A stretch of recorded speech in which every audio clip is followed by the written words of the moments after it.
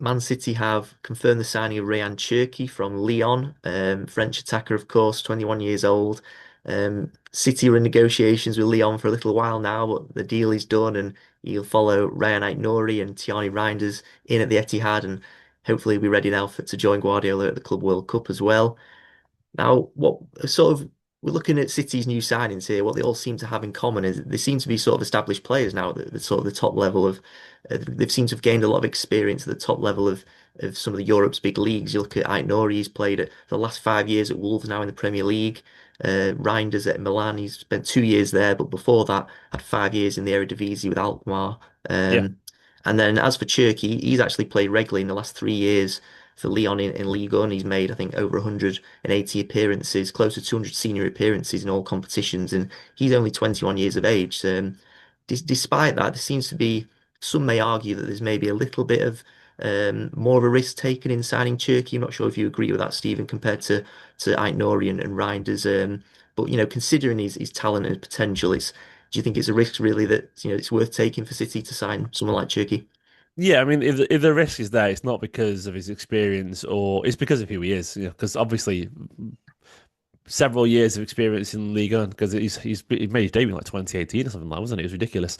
Obviously, in regular for many years now is almost a perfect school for Premier League football. Like well, that's exactly what you want because players come over from the French league tend to do really well. But I think the risk or the perceived risk anyway is because of this preconception around him of being a little bit difficult or maybe not the hardest worker.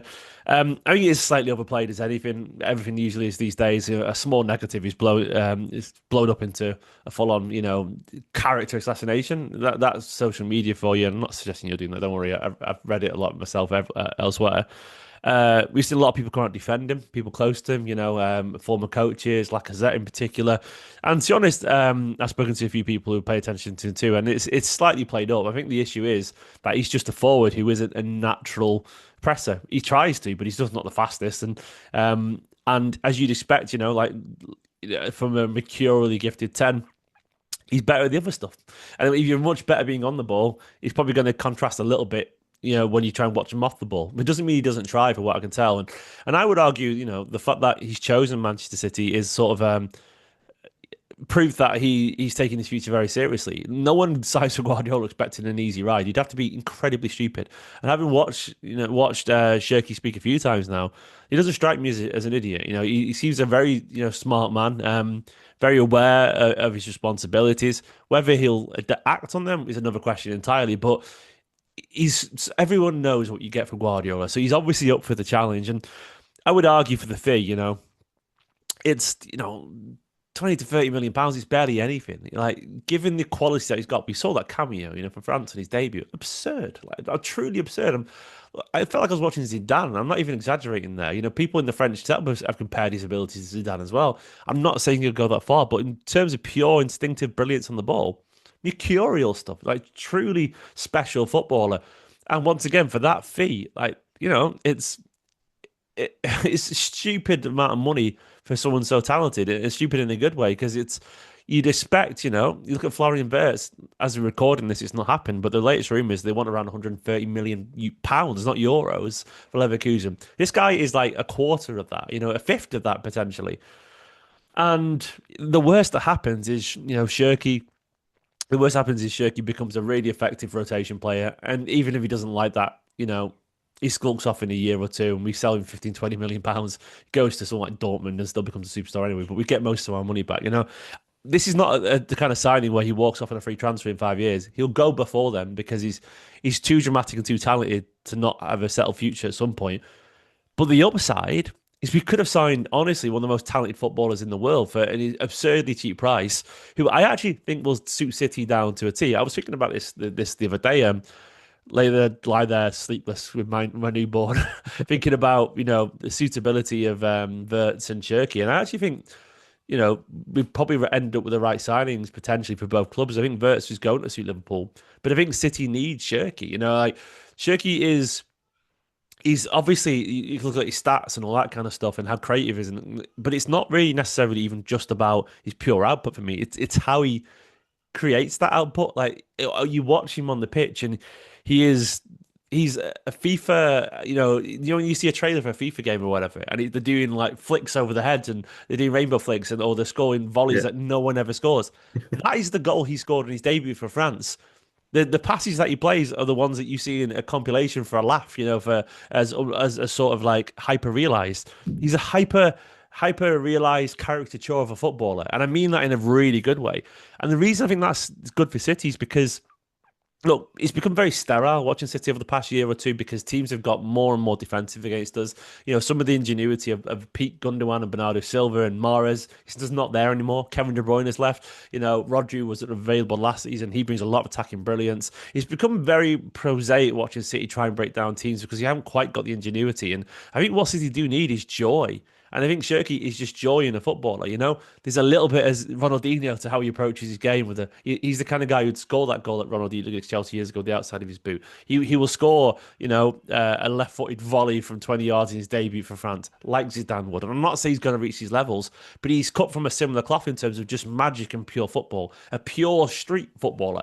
And I think City need that joy at the Etihad, and I think he'll revel there because Guardiola is a lot more willing to give people who can do things on the ball than the internet gives him credit for. The internet has created this narrative that Guardiola will tell you not to do things. It's nonsense. Get to the final third and express yourself. And Cherki is one of the most talented in the world at doing that. And I think City right now need a magician. We need a new maverick. We need someone who's going to take the ball and try and dictate play and be, a De Bruyne-esque character for us who wants the ball and wants to create chances at a high volume. And I think he'll bring out the best of people like Phil Foden and Doku and, people like that. They are street footballers too. Foden loves a flick. He loves the 1-2. So does Doku. And I think if you have someone like that who's unashamedly brash with his skill, he brings out the best in the others. And I think the Etihad will love it. So I think this is actually what City need. I think they uh need a maverick, and I think he'll suit City because unlike some teams where he's got to run an awful lot more, he's got to run at City. Don't get me wrong, but we're going to be camped on the edge of boxes from both sides. In that instance, that's where Cherki and his ingenuity comes into play. And I think the amount of time he's going to get on the ball, he's going to be creating an absurd amount of chances every game because he's just going to be having 100 touches a game. And when you give that player that talented that much time on the ball, good things will happen. So I think City have looked at it and gone, look, put him closer to Haaland when it comes to pressing. Don't worry too much, as long as he activates the press, But just mainly concentrate on getting on the ball. And if he does that, magic's gonna happen. yeah, he's hugely talented player. You mentioned that the joy that he has for football. I think he was asked It's recently great. about sort of what interested clubs would need to talk about to him to persuade him to join them, and I think he just said simply football, football, and football. That's all he's focused about. It's his main aim in life to just Imagine the achieve. conversation between him and Pep, by the way. Yeah, exactly. Well, Football, football, he yeah, he said would to have have, loved it. yeah, he said to have spoken to Pep about joining City, and yeah, he's just a really exciting player. 21 years of age, and yeah, he's just really interested to see how he'll do. And Can't wait, mate. where do you think he would fit into Guardiola's team? Of course, with De Bruyne leaving, they've been after this sort of creative, attack-minded midfielder. You mentioned there they went for Wirtz, but they moved to Cherki. He's quite versatile. He sort of can play as a number 10, but he can also play on either flank. He could probably do a job as a false nine if he needed to as well. But where do you think he's most likely to play at City, and who do you think he would rival for a place in Guardiola's team? Yeah, he could definitely do all those roles. I think false nine wouldn't be likely because I think he's the guy who wants to play it to the striker. And you're Yeah, right, he definitely could do it if you had runners either side of him. If Marmoushi's running off him, Foden's running off him, yeah, he 100% could do. But I think Guardiola wants to play close to Haaland. I think look where De Bruyne has been playing over the past few years when maybe his legs haven't been quite as good as he used to be in terms of pressing. We defended a 4-4-2 most games where we obviously attacking a sort of you know variations of a 4-2-3-1 and 4-3-3 and everyone's up the pitch and whatever. But when it comes to defending, it's been Haaland and De Bruyne right up the top for the past few years and pressing. I think Cherki gets that role where defending, he's just up there alongside Haaland. That sort of means nominally he is a 10, but he can play on the right. We've seen him on the right an awful lot, but then he drifts central. I think Marmoush probably is going to be on the left and cutting him because I think Ain't Nori is going to allow that to happen. And I think that solves that issue. But obviously, Doku could play, so that changes it. I think Cherki plays anywhere, but I think Guardiola is going to, build.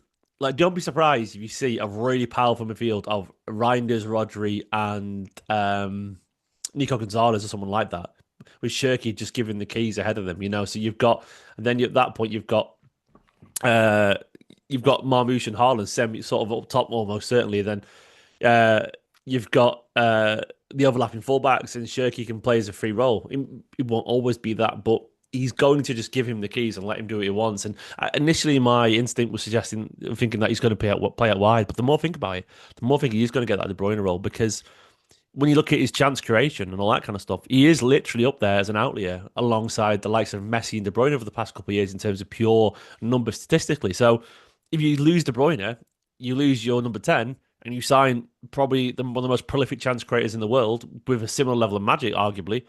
Give him that role. And I think that's the plan there. And I think it'll work.